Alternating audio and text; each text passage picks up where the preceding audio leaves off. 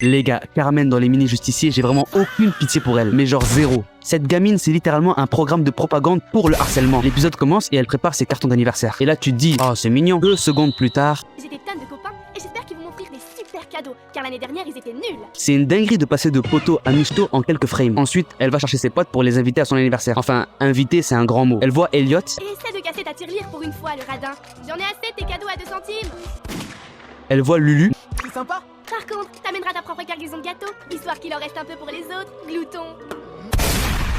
même sa pote Natacha n'est pas épargnée. Mais elle est incapable de parler normalement, genre même un commentateur MMA est plus bienveillant. Et ce qui me tue, c'est qu'elle fait ça littéralement dans chaque épisode. Elle et le singe, c'est les 2 plus gros haggars que j'ai jamais vus. Et là, mesdames et messieurs, faites un tonnerre d'applaudissements pour le karma. Elle se mange un stop de l'espace, personne ne veut venir à sa fête. Quel régal, quel festin. Les gars, je déguste cette scène comme un dessert, parce qu'à force de traiter les gens comme des paillassons, ils finissent forcément par se barrer. Mais le pire, c'est qu'elle ose faire la victime. Elle nous lâche un Ben, j'ai changé d'avis. Ils sont tous trop nuls, alors je les ai pas invités. Ah. Caroline, dis-moi franchement, est-ce que je suis une langue de vipère? C'est que...